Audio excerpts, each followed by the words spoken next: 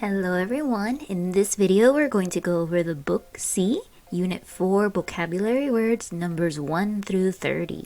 Let's get started. Number 1 is amphibian.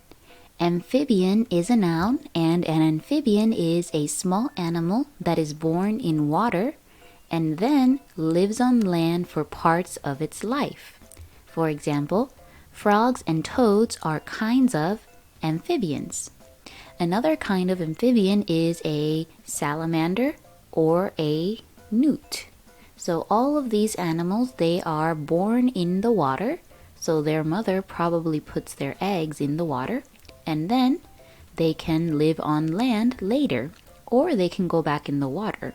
For parts of their life, they live on the land and other parts they live in the water. That is an amphibian. Number 2 is the word British. British is an adjective and it means of or having to do with Great Britain, the UK, or its people or language. So on the map, Korea is over here, we are over here, and there is another country called the UK or the United Kingdom that is over here. When we want to talk about Korea, we can use the word Korean to talk about different things, like kimchi is Korean or hanbok are Korean. So we use this word with the N at the end to talk about things from the country. The same thing is true for this country, but the UK has many different names that it uses. So some people call it the United Kingdom, we can call it the UK, we can call it Britain, we can call it England. All of these words are used to talk about this country. One of them is Britain. So when we talk about things from here, we use the word British. So I can say, this bridge is British. Or I can say these double-decker buses, the buses that have the 2 floors, are British. Or I can say this telephone box is British. So anything that has to do with this country or with the people or with the language, I can call it British.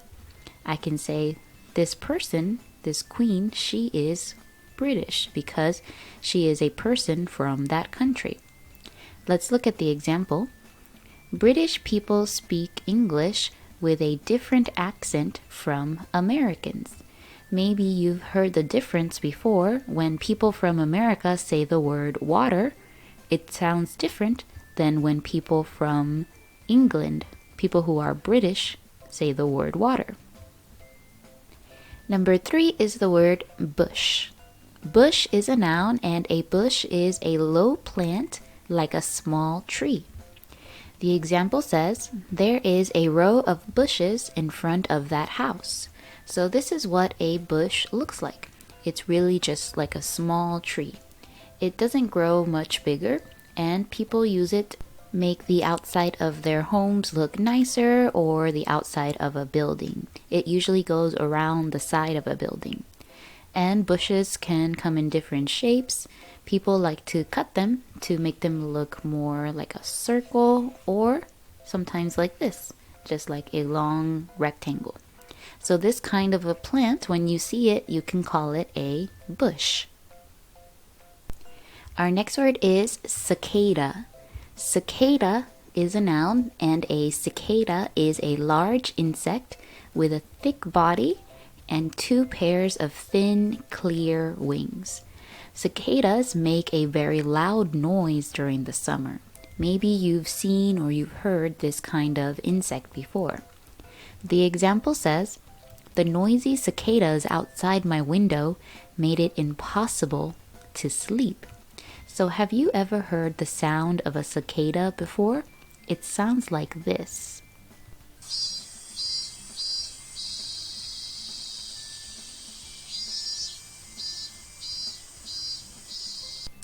Maybe you've heard this sound before. Some people think that it's very noisy and they really don't like the sounds of cicadas. Other people think that it's a relaxing sound that helps them sleep. What do you think about the noise that a cicada makes? Number 5 is the word cycle. Cycle is a noun, and a cycle is a circle of events. So remember, the word events means things that happen. A circle of things that happen that starts from the beginning again and again. So this cycle is something that happens again and again. It doesn't end.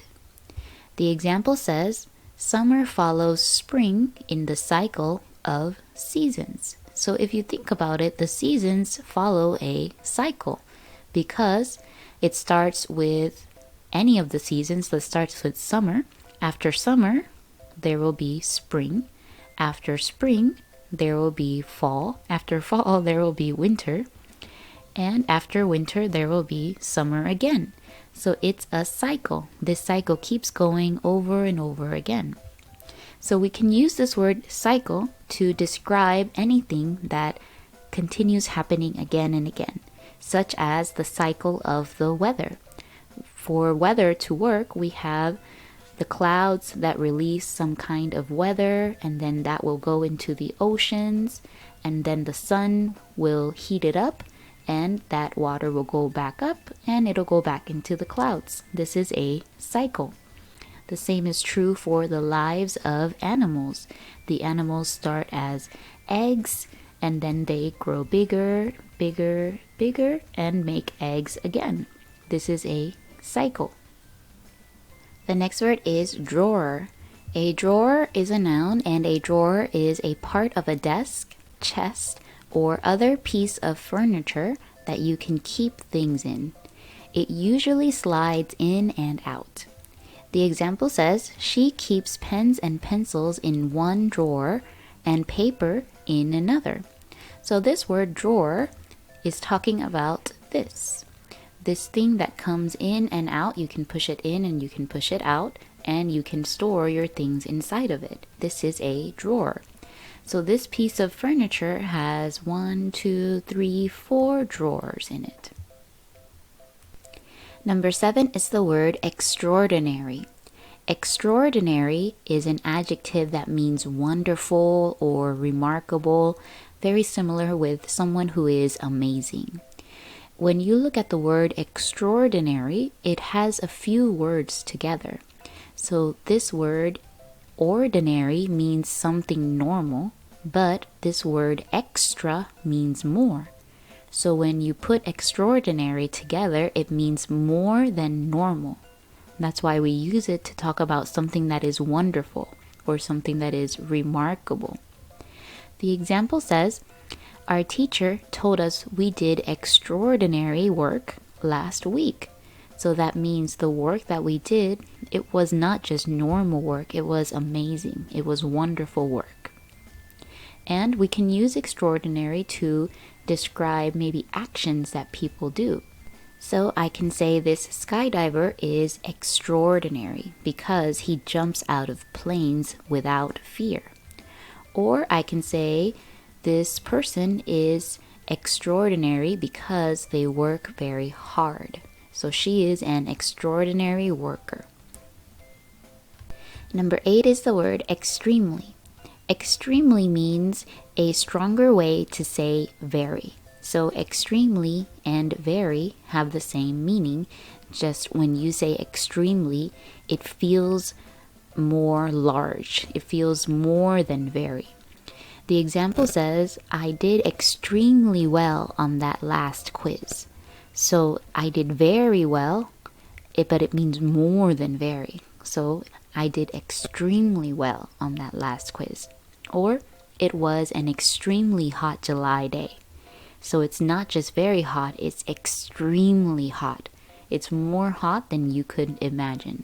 That is extremely. We can use extremely to describe how things look. So I can say, this girl is extremely tall. She looks more than very tall. She looks super tall. So she is extremely tall. Or I can say, the noise was extremely loud.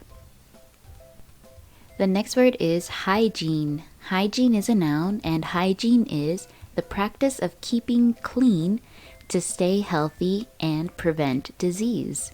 For example, hand washing is an important part of good hygiene. So to have good hygiene, there are many things that you should do to stay clean. For example, brushing your teeth is part of oral hygiene. Oral is anything that's talking about your mouth. So brushing your teeth is a good part of oral hygiene. Or taking a bath is a good part of hygiene, is an important part of hygiene.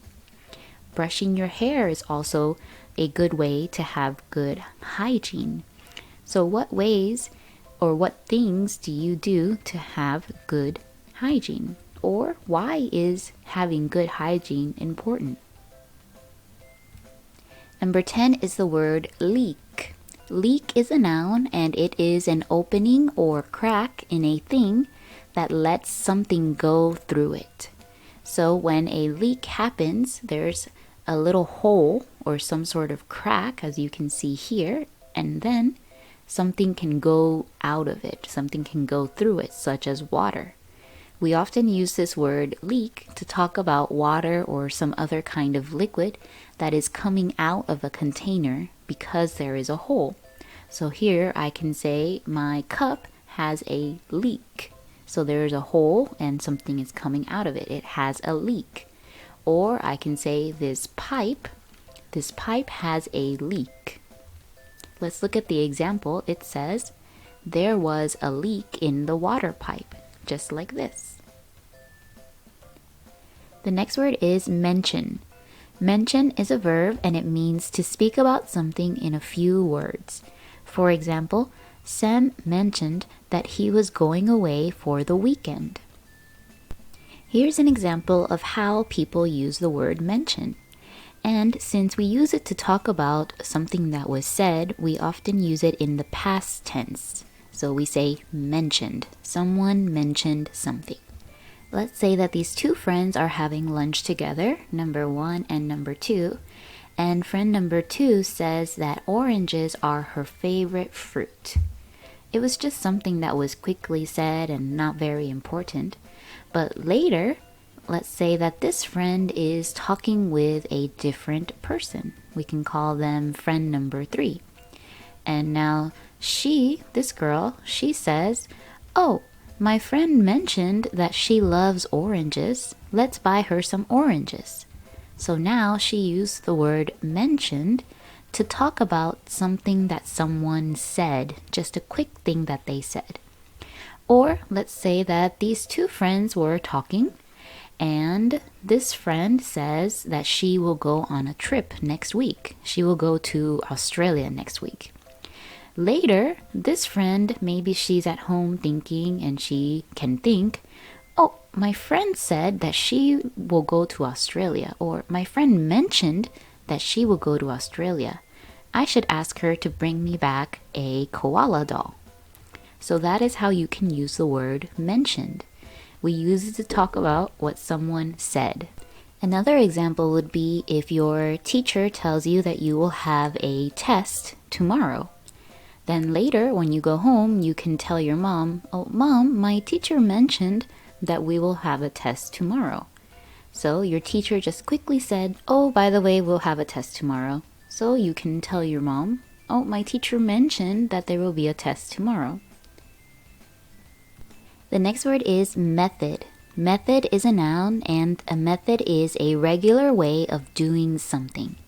For example, he invented a new method to make bread. So when you think of the word method, just try to think of a way of doing something, or a plan for doing something. For example, did you know that there are many different methods for making cookies? Some people use baking powder to make their cookies, and when they use this method, the cookies look like this. When people use this method of making cookies, they cook them from being frozen, then the cookies look like this. So these are different methods of making cookies, and each method or each way is a little bit different. Maybe they are frozen, maybe they are not in the refrigerator, or maybe only one day in the refrigerator, or they use all brown sugar or more flour. Every way of making the cookies has a different method. So what's your favorite method for making cookies? Or which method do you think makes the best cookies? Scientists also use the word method often because they have or they use what is called a scientific method to answer their questions. So when they have a question, this is the plan or this is the method that they follow. First, they think about why they are doing something. Then they do some research. That means they find more information about their question. Then they think about their hypothesis. So they think about what the answer might be. They don't know if this is really the answer, but this is their guess. They guess what the answer will be. Then they do an experiment so they can try to find the correct answer. They think about their experiment and finally they have a conclusion. They have their answer. So this way of getting answers is what we call the scientific method. The next word is mystery. Mystery is a noun and it is a matter or a thing that is secret or that cannot be known or explained. So something you don't know or something you can't explain is a mystery. For example, what happened to the dinosaurs is a mystery. We have some guesses, but we don't know for sure because we were not there. The same is true for what's inside of this box. If you don't know what's inside of the box, then it is a mystery. Or maybe what's inside of a black hole. People don't know what's inside, so it is a mystery. The next word is news. News is a noun, and news is talking about information about important events happening in the present. The news is presented on television, radio, or in a newspaper or magazine. So this is what news looks like when it's on TV. There's usually a reporter, and the reporter is talking about the news, whether it's how the weather will be or maybe something that happened in a certain country. All of that information is what we call the news. The example says, I watch the news on TV every evening. Do you know anyone who watches the news on TV, or maybe they read newspapers or magazines to learn about important things that are happening in the world? Number 15 is the word obvious. Obvious is an adjective and it means easy for anyone to see or understand. It is clear. So something that is obvious is easy to understand or easy to see. When something is easy to see without anyone having to say anything, then it is obvious. For example, what do you think is wrong with this picture here? I think the answer is obvious. The answer is easy to see.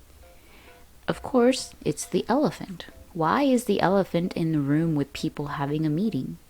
So it's obvious, it's easy to see that the elephant shouldn't be in that room. In this picture as well, what do you think is wrong? I think the answer is very, very obvious. The room is on fire, but this dog is still here. So it's obvious that the dog shouldn't be there. It's easy to see. Let's look at the example. It was obvious that he liked her a lot.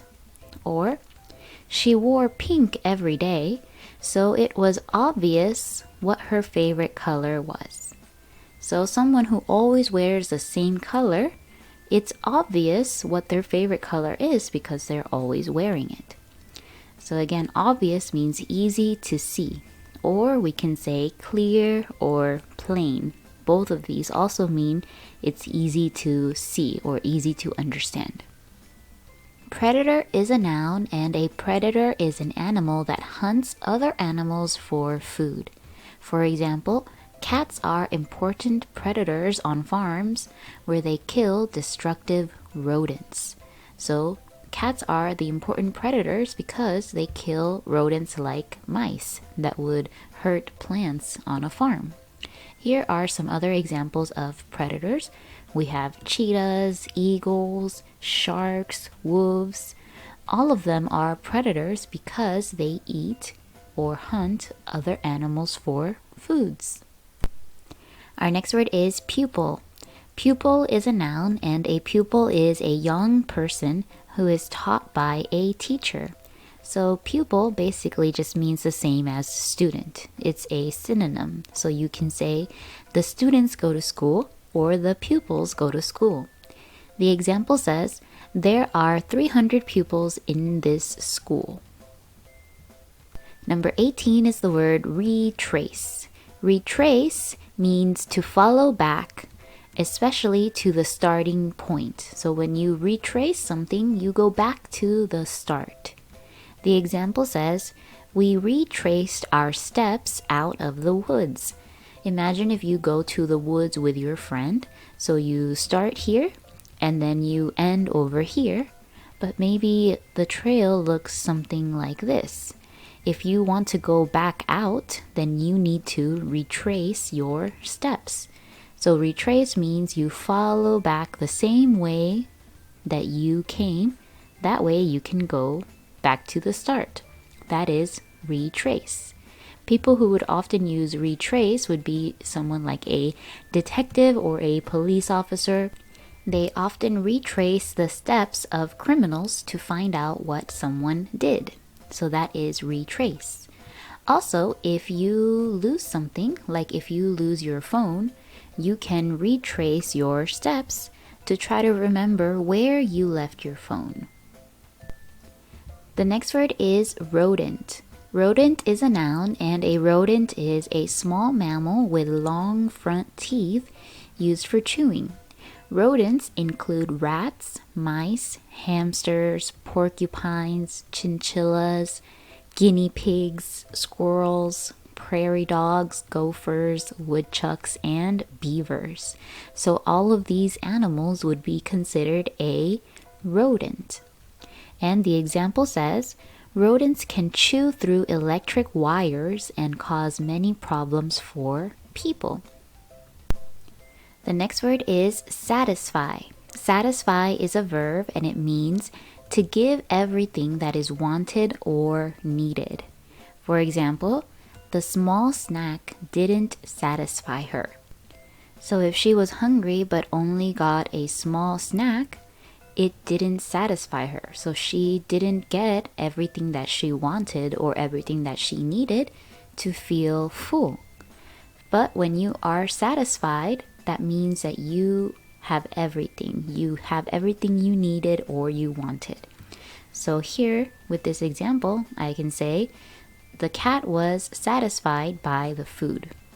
Or, I was satisfied by the things in this shop. I got everything that I needed and everything that I wanted, so I am satisfied. And be careful when you're using the past tense of satisfy. We just have to change the Y to IED at the end, like this. So something didn't satisfy, or something did satisfied. It satisfied me. We often use this word in the past tense.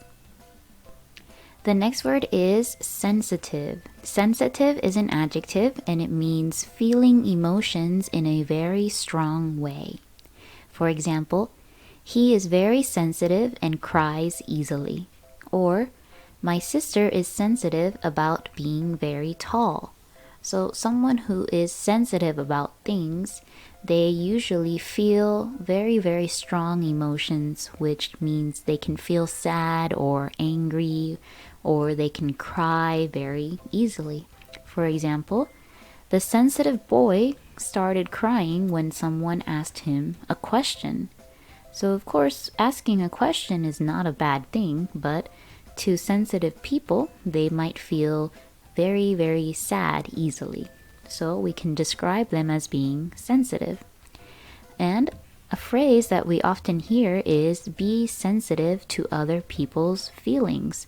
It's kind of saying be careful about it. Think about it carefully before you say something because some people might be sensitive. And we can also use this word to describe someone who is sensitive to things, not just feelings. Maybe a person who has a lot of allergies, like they are allergic to milk or to dust or to animal hair and pollen from trees, then we can say this person is very sensitive. They have many allergies. Is there anything that you are sensitive about? For example, if your friend mentions that you are too tall, do you feel sensitive about that? Or if they mention that you are too short, do you feel sensitive about that? Remember, sensitive means you feel very, very strong emotions about it. You feel sad or you feel angry. The next word is silverware. Silverware is a noun, and silverware is used to talk about knives, forks, and spoons.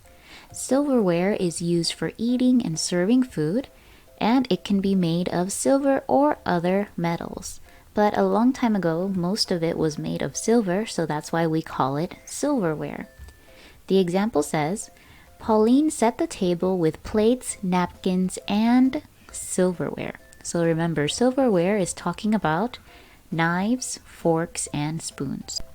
The next word is spy. Spy is a verb and it means to observe in a secret and careful way. It's usually followed by on or upon. For example, I can say, these people are spying. They are spying on someone. Or they are spying upon their friend. So when someone spies, they are usually watching another person or another thing in a secret way. They don't want anyone to know that they are watching them. So we can say they are spying. They are spying on something or someone. The example says, I spied on my sister from behind a bush. The next word is stain. Stain is a noun and it is a spot or colored mark. For example, the wine spilled and left a stain on the carpet. And another word we can use instead of stain is the word spot. This is what a stain looks like. It's just a dark or colored mark on something. It can be on a shirt, it can be on a carpet, it can even be on a wall. Anytime there is something darker than the regular color, we can call that a stain. So here I can say there is a coffee stain on this shirt. Or the ketchup exploded and left a stain on my shirt. The next word is stock. Stock is a verb, it's an action, and it means to fill something with goods. I think we did this word goods in the past before. Goods is talking about anything that people can buy. So it can be food, it can be clothing, it can be books. Anything that people can buy are called goods. The example says, they stocked the shelves with cans. So here you can see this man, he has many cans and he is stocking these shelves. He is filling them with cans. Or maybe if you go to a store and there's a lot of something, I can say this store is stocked with books. There's many books. They are full of books. So I can use this word stock or the past tense stocked to talk about when some store is full of things. It's full of goods. The next word is strap. Strap is a noun, and a strap is a thin, flat strip of material used to attach something or hold objects in a certain way. For example, she needs a new school bag because the strap broke. So this part of your bag is what we call the strap. It's the part that is flat and it attaches to something. So the strap goes over your shoulders. Here's another example of a strap. This camera has a strap that you can wear around your neck to make sure your camera doesn't fall down. And our masks also have a strap. If you put one on it like this, that way when you take off your mask, you don't lose it. All of these are examples of a strap. The next word is unusual. Unusual is an adjective and it's something that's not usual or ordinary. So this word unusual is very similar to the word odd or strange. Strange is one of the synonyms for unusual. The example said, she had never seen such an unusual bird before. So here's some other pictures I put of things that look unusual. I can say this is an unusual looking animal, or I have never seen such an unusual animal like this one. Or I can also use it to describe something like a monster. I can say, or we learned this word before, creature. I can say this creature is very unusual. It is an unusual creature. Can you think of any other things that are unusual? The next word is vapor. Vapor is a noun, and vapor is a liquid or solid that became a gas. For example, mist and clouds are made of water vapor. This is what vapor looks like. When you heat up your water, the water turns into a gas like this. This is what we call vapor. The next word is waddle. Waddle is a verb, and waddle means to walk using short steps while rocking from side to side. For example, the duck waddled into the pond. Some animals that waddle would be ducks and penguins. And as you can see, they are walking with very short steps since they don't have long legs. And when they walk, they are moving from side to side every time that they walk. This is called a waddle. Sometimes people will also walk like this, but it's not normal. But it can still be used to describe if someone is walking in an unusual way like this. Number 30 is the word weapon. Weapon is a noun, and a weapon is any object that is used to attack or defend. For example, the policeman ordered the criminal to drop his weapon. And here's some other examples of things that can be a weapon. Did you know a baseball bat can also be a weapon? Because if you're using it to attack or hurt someone, then it becomes a weapon instead of just a tool to play baseball. I can also say the knight, or maybe the warrior. The warrior's weapon was a sword. A sword is also something that can be used as a weapon since you can attack other people with it. And that's all for this video. We went over the Book C, Unit 4 vocabulary words. Thank you for listening and see you next time. Bye!